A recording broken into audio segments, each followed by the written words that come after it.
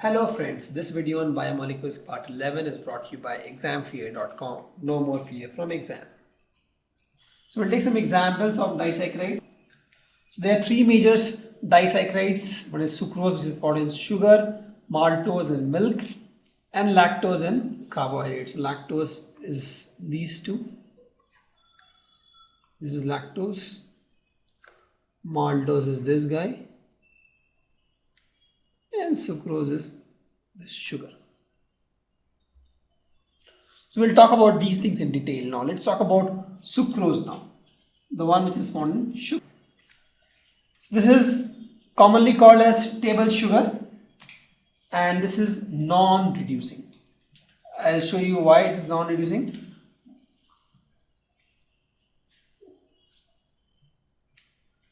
See here, as I have told, for a compound to be reducing, it should have either aldehyde, ketone, or hemiacetal group. Correct? So aldehyde ketone is not there. Let's see the possibility of hemiacetal. So there are four possible carbon we can explore. This carbon, this carbon, this carbon, and this carbon, because all these carbons has OR group attached. Okay? Because OR group is mandatory. So let's assume this carbon, and let me number it A, B, C, A, B. Let's talk about carbon A. If you talk about carbon A, there is a R group attached here on the top. There is again one R group attached here. There is an OR group attached here, and there is a hydrogen attached here, which is implicit, which is not shown. Is this hemiacetal? No. This carbon A is non-reducing. Let's see for carbon B. This is my carbon B. There is an OR group attached here. Here also there is an OR group attached here. And there are two hydrogen attached. That is implicit. So there are two OR group attached. It is acetal. It is not hemiacetal. So this is also non-reducing. Let's talk about carbon C.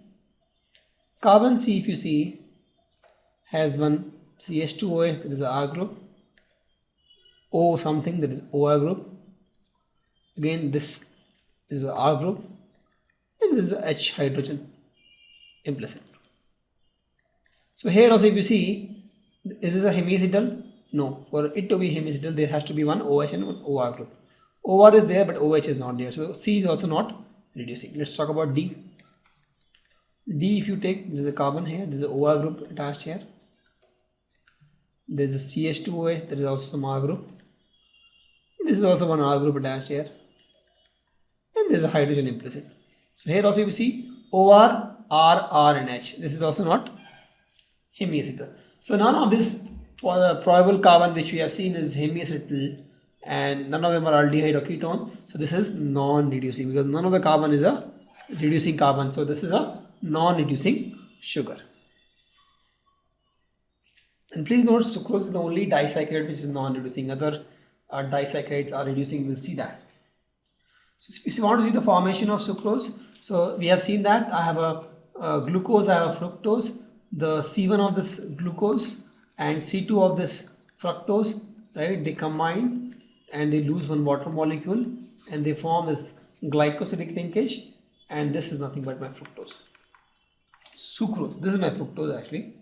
My sucrose. Correct? I'm talking about the sucrose formation. So glycosidic linkage is between C1 and this is C2 actually. So C1 of glucose, alpha D glucose, and C2 of beta D glucose. Please note, this is alpha D glucose here, and this is beta D fructose. So C1 of alpha D glucose and C2 of beta D fructose, when they form a glycosidic linkage between C1 of alpha D glucose and C2 of beta D fructose, you form sucrose.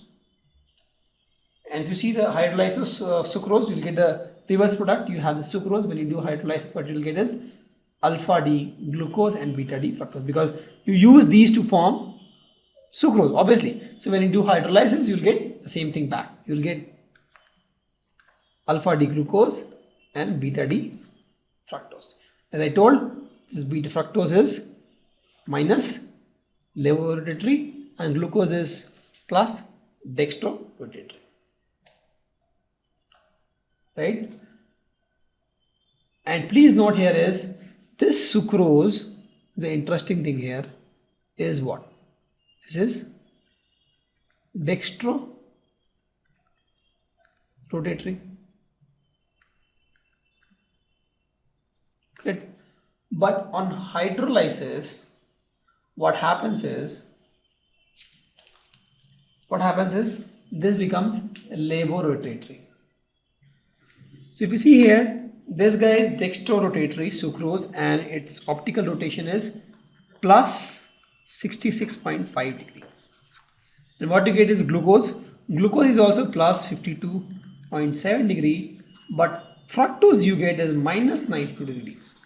And if you see overall, when you add these, you get minus 39 degree almost, right? So you had started with plus 66.5 degree, that is my dextrorotatory, and what you got is overall minus 39 degree, that is my levorotatory. And thus if you see, the optical rotation of the mixture has changed, right? The sucrose was plus 66.5 dextrorotatory, the mixture is minus 39 degree, that is levorotatory mixture, because this is about the mixture. Individually we talk about glucose and fructose, one is levorotatory, one is dextrorotatory, but this fructose is much more levorotatory, it is minus 92 degree, and this is only plus 52. So overall if you add this mixture, this is minus 39 degree. So what is happening here is, overall if you see the reaction is from plus 66.5 to minus 39 degree. So the optical rotation changes, so it is also called invert sugar, correct? Let's talk about the another important disaccharide, that is maltose. So let's talk about maltose now. The word, if you see maltose, is derived from the word malt, and this is malt. If you have some cereals and you germinate this in water, you get this roots kind of structure. It's called malt, and it's mostly found in potatoes also.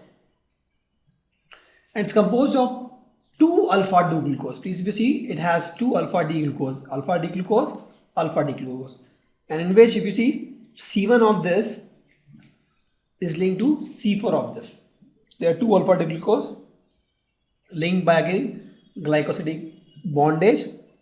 C1 of 1 alpha D glucose linked to C4 of another alpha D glucose, correct? So if you see, it's composed of 2 alpha D glucose, they are same, and this is a reducing sugar. Let's see how. So the possibility are this carbon, this carbon, this carbon, and this carbon, correct? Let me name it A, B, C, and D. Let's try carbon A. In carbon A, there is a CH2OH group, that is R. There is an OR group here. There is a H here, and this is also one R.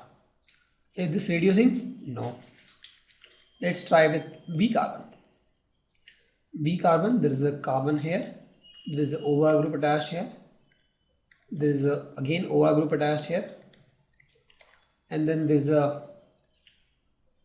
again R group attached here, and there is a H. Is this reducing? No, it is acetyl. So let's try with carbon C. Carbon C. C carbon is this. So this is one R group attached, some OR group attached on the left hand side, and then some R attached here, and one hydrogen attached, which is this.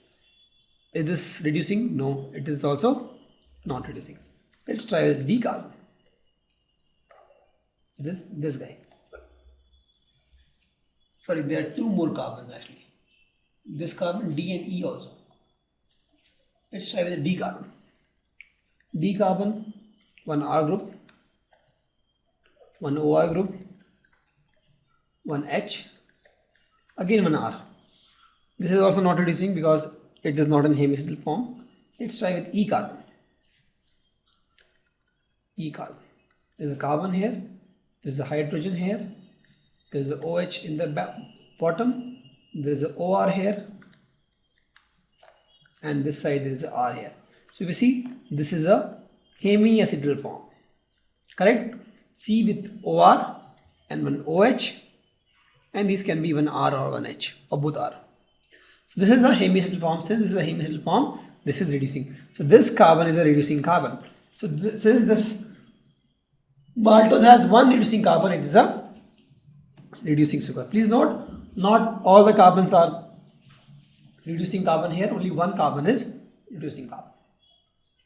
The next is lactose. Now we'll talk about lactose. It is also a disaccharide. The word lactose came from milk, because lactation is the period where a female gives milk. Lactose from the milk, also called milk sugar.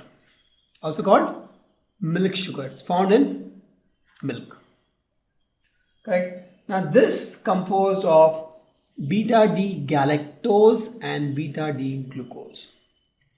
And there's a link between C1 of the galactose and C4 of glucose.